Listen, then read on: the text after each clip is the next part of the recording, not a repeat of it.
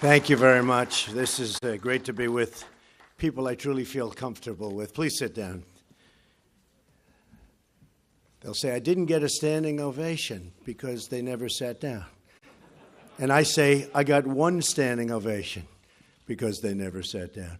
But I want to thank you all. I have great love for what you do and the way you do it.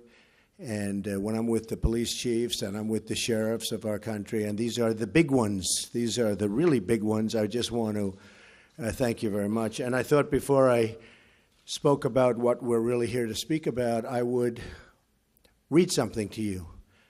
Because you can be a lawyer, or you don't have to be a lawyer. If you were a good student in high school or a bad student in high school, you can understand this. And it's really incredible to me that we have a court case that's going on so long. As you know, in Boston, we won it with a highly respected judge and a very strong opinion. But now we're in an area that, let's just say, they are interpreting things differently than probably 100% of the people in this room. I'd like to almost know, does anybody disagree when I read this? But I'm going to read what's in dispute, what's in question. And you'll see this. It's INA 212F, 8 USC 1182F. Suspension of entry or imposition of restrictions by the president. Okay, now, this isn't just me. This is for Obama, for Ronald Reagan, for the president. And this was done, very importantly, for security, something you people know more about than all of us. It was done for the security of our nation, the security of our citizens, so that people come in who aren't going to do us harm. And that's why it was done. And it couldn't have been written any more precisely. It's not like, oh, gee, we wish it were written better. It was written beautifully. So just listen. Here's what it says. This is what they're arguing. Whenever the president finds that the entry of any aliens, okay, the entry of any aliens or of any class of aliens, so any aliens, any class of aliens, into the United States. So the entry of people into the United States. Let's say, just to be precise, of aliens into the United States. So any time, whenever the president finds that the entry of any alien or any class of aliens into the United States would be detrimental to the interests of the United States, right?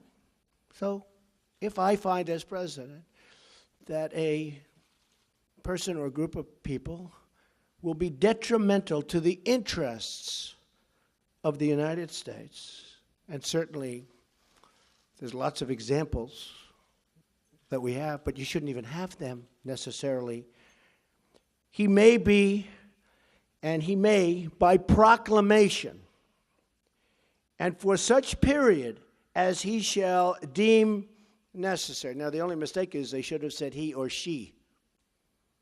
But hopefully it won't be a she for at least another 7 years. After that, I'm over. See? I just noticed that, actually. Just noticed it. I'm saying, whoa, this is not politically correct. It's correct, but it's not politically correct, you know. This is the old days. He may, by proclamation, and for such period as he shall deem necessary. So here it is. People coming in. Suspend the entry of all aliens, right? That's what it says. It's not like, again, a bad high school student would understand this. Anybody would understand this. Suspend the entry of all aliens or any class of aliens as immigrants or non-immigrants, or impose on the entry of aliens. Okay, so you can suspend the aliens, right? You can suspend the aliens from coming in. Very strong. Or impose on the entry of aliens any restrictions he may deem to be appropriate. Okay. So you can suspend, you can put restrictions, you can do whatever you want. And this is for the security of the country, which, again, you're the chiefs, you're the sheriffs. You understand this.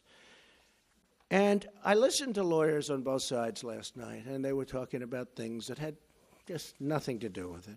I listened to a panel of judges, and I'll comment on that. I will not comment on the statements made by certainly one judge. But I have to be honest that if these judges wanted to, in my opinion, help the court in terms of respect for the court, they do what they should be doing. I mean, it's so sad. They should be, when you read something so simple and so beautifully written and so perfectly written, other than the one statement, of course, having to do with he or she. But when you read something so perfectly written and so clear to anybody, and then you have lawyers, and I watched last night in amazement, and I heard things that I couldn't believe. Things that really had nothing to do with what I just read. And I don't ever want to call a court biased, so I won't call it biased. And we haven't had a decision yet. But courts seem to be so political, and it would be so great for our justice system if they would be able to read a statement and do what's right. And that has to do with the security of our country, which is so important. Right now, we are at risk because of what happened.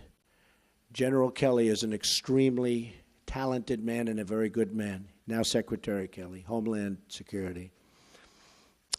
We are doing our job. He's a great man.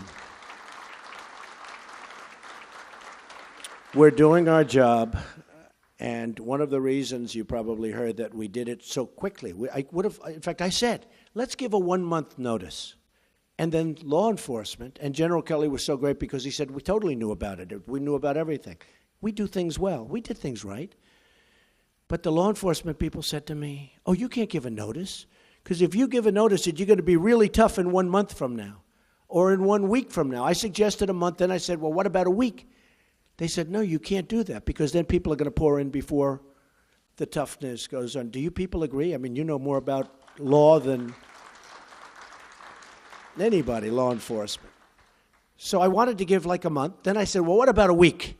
They said, well, then you're going to have a whole pile of people, perhaps, with very evil intentions coming in before the restrictions. So there it is, folks. It's as plain as you can have it. I didn't, and I was a good student. I understand things. I comprehend very well, okay? Better than, I think, almost anybody. And I want to tell you, I listened to a bunch of stuff last night on television that was disgraceful. It was disgraceful. Because what I just read to you is what we have. And it just can't be written any plainer or better. And for us to be going through this, and by the way, a highly, highly respected judge in Boston ruled very strongly in our favor. You heard that. In fact, I said to my people, why don't you use the Boston case? And there were reasons why they couldn't use the Boston case. This one came later, various reasons. But use the Boston case. And I won't read that, but there were statements made by that judge who, again, highly respected, that were right on. They were perfect. They were perfect.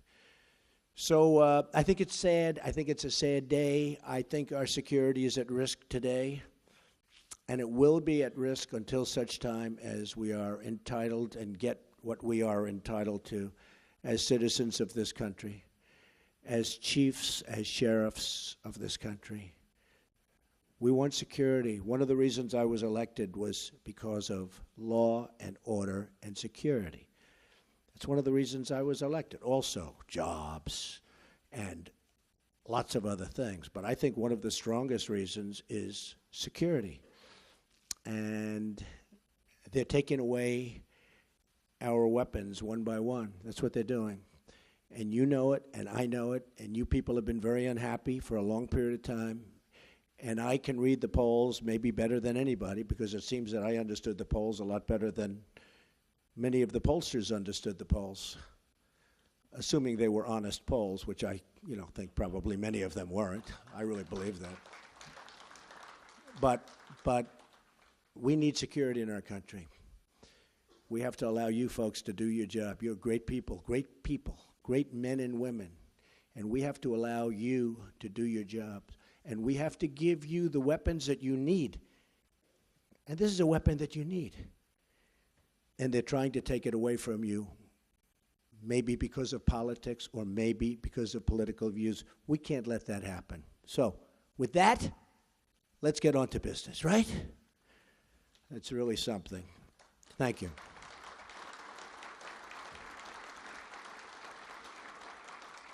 I want to thank Sheriff Sandra Hutchins and Chief Tom Manger for your leadership and, frankly, for the service. You have had great service. Everyone has told me about you, two legendary people. All of us here today are united by one shared mission: to serve and protect the public of the United States. During my campaign for president, I had the chance to spend time with law enforcement officials all across our country. They're the most incredible people you will ever meet. And I just wanted to say to all of them right now, from the bottom of my heart, thank you, thank you, thank you.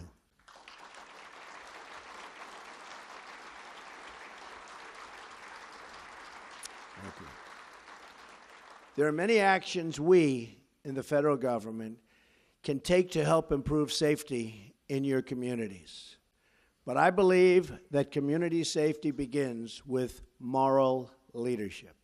Our police officers, sheriffs, and deputies risk their lives every day, and they're entitled to an administration that has their back.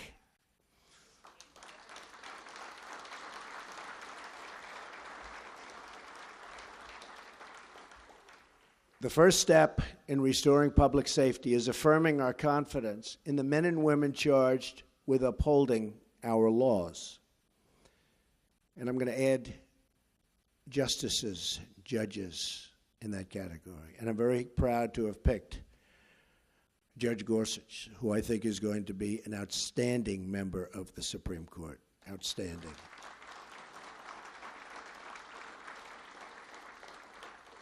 So I'd like to begin my remarks with a declaration issued to all of you and delivered to every member of the law enforcement community all across the United States.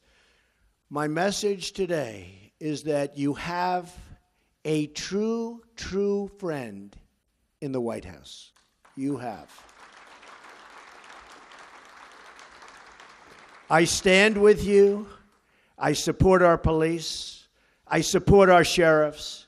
And we support the men and women of law enforcement.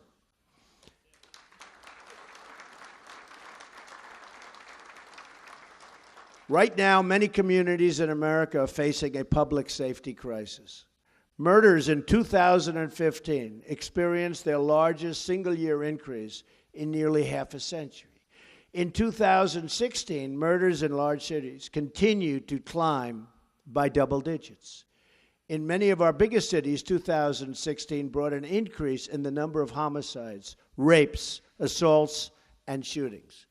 In Chicago, more than 4,000 people were shot last year alone, and the rate so far this year has been even higher. What is going on in Chicago? We cannot allow this to continue. We've allowed too many young lives to be claimed, and you see that. You see that all over. Claimed by gangs, and too many neighborhoods to be crippled by violence and fear. 60% of murder victims under the age of 22 are African American. This is a national tragedy, and it requires national action. This violence must end, and we must all work together to end it. Whether a child lives in Detroit, Chicago, Baltimore, or anywhere in our country, he or she has the right to grow up in safety and in peace. No one in America should be punished because of the city where he or she is born. Every child in America should be able to play outside without fear, walk home without danger, and attend a school without being worried about drugs or gangs or violence. So many lives and so many people have been cut short. Their potential, their life has been cut short. So much potential has been sidelined. And so many dreams have been shattered and broken, totally broken. It's time to stop the drugs from pouring into our country. And by the way, we will do that. And I will say this, General, now Secretary Kelly, will be the man to do it. And we will give him a wall. And it will be a real wall. And a lot of things will happen very positively for your cities, your states. Believe me, the wall is getting designed right now. A lot of people say, oh, Trump was only kidding with the wall. I wasn't kidding. I don't kid. I watch this and they say I was kidding. No, I don't kid. I don't kid about things like that, I can tell you. No, we will have a wall. It will be a great wall, and it will do will be a big help. Just ask Israel about walls. Do walls work? Just ask Israel. They work, if it's properly done. It's time to dismantle the gangs terrorizing our citizens. And it's time to ensure that every young American can be raised in an environment of decency, dignity, love, and support. You have asked for the resources, tools, and support you need to get the job done. We will do whatever we can to help you meet those demands. That includes a zero-tolerance policy for acts of violence against law enforcement. We all see what happens. We all see what happens and what's been happening to you. It's not fair. We must protect those who protect us. The number of officers shot and killed in the line of duty last year increased by 56% from the year before. Last year in Dallas, police officers were targeted for execution. Think of this. Who ever heard of this? They were targeted for execution. 12 were shot and 5 were killed. These heroic officers died as they lived, protecting the innocent, rushing into danger, risking their lives for people they did not even know, but for people that they were determined to save. Hats off to you people. These slain officers are an eternal monument to all of the men and women who protect our streets and serve our public. We will not forget them, and we will not forget all of the others who made that final sacrifice in the line of duty. God has blessed our nation to put these heroes among us. Those who serve in law enforcement work long hours. You work long hours. I know so many sheriffs, so many chiefs, so many police. You work long hours and dangerous hours oftentimes in difficult conditions and for not that much pay relative to what you're doing. They do it because they care. We must work with them, not against them. They're working against you. For many years, they've been working against you. We must support them, not undermine them. And instead of division and disunity, and which is so much disunity, we must build bridges of partnership and of trust. Those who demonize law enforcement or who use the actions of a few to discredit the service of many are hurting the very people they say that they want to help. When policing is reduced, crime is increased, and our poorest citizens suffer the most. And I see it all the time. When the number of police goes down, crime goes up. To build needed trust between law enforcement and the communities they serve, it is not enough for us to merely talk to each other. We must listen to each other. All of us share the view that those in uniform must be held to the highest possible standard of conduct. So important. You are the role models to young Americans all across this country, many of whom want to go into law enforcement, many of whom want to be a sheriff or a police chief, many of whom. They have great respect for you, tremendous respect. You don't even realize it, but I will tell you, they have great respect and admiration for the people in this room and the people that you represent. And don't let anyone ever tell you different. Don't let the dishonest media try and convince you that it's different than that, because it's not.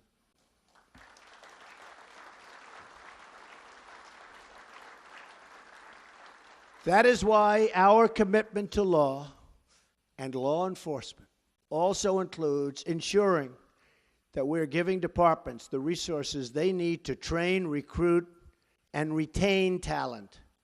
As part of our commitment to safe communities, we will also work to address the mental health crisis. Prison should not be a substitute for treatment. We will fight to increase access to life-saving treatment to battle the addiction to drugs, which is afflicting our nation like never, ever before, ever.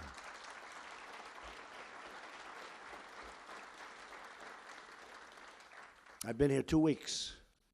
I've met a lot of law enforcement officials. Yesterday, brought them into the Oval Office. I asked a group, what impact do drugs have in terms of a percentage on crime? He said 75 to 80%.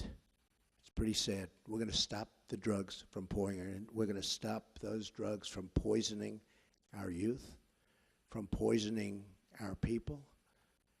We're going to be ruthless in that fight. We have no choice. And we're going to take that fight to the drug cartels and work to liberate our communities from their terrible grip of violence. You have the power and knowledge to tell General Kelly, now Secretary Kelly, who the illegal immigrant gang members are. Now, you have that power because you know them. You're there. You're local. You know the illegals. You know them by their first name. You know them by their nicknames. You have that power. The federal government can never be that precise, but you're in the neighborhoods. You know the bad ones, you know the good ones. I want you to turn in the bad ones. Call Secretary Kelly's representatives, and we'll get them out of our country and bring them back where they came from, and we'll do it fast. You have to call up the federal government, Homeland Security, because so much of the problems, you look at Chicago and you look at other places, so many of the problems are caused by gang members, many of whom are not even legally in our country. And we will work with you on the front lines to keep America safe from terrorism, which is what I began this with. Terrorism, a tremendous threat, far greater than people in our country understand. Believe me, I've learned a lot in the last 2 weeks, and terrorism is a far greater threat than the people of our country understand. But we're going to take care of it. We're going to win. We're going to take care of it, folks. Let today be the beginning of a great national partnership.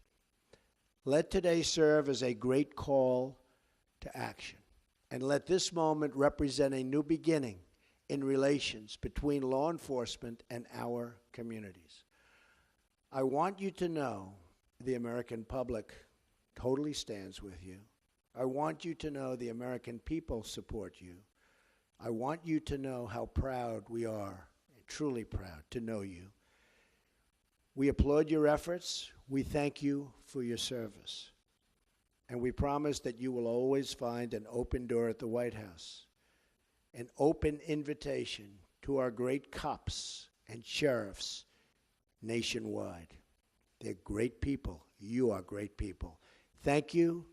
God bless you, and God bless America. Thank you very much. Thank you. Thank you.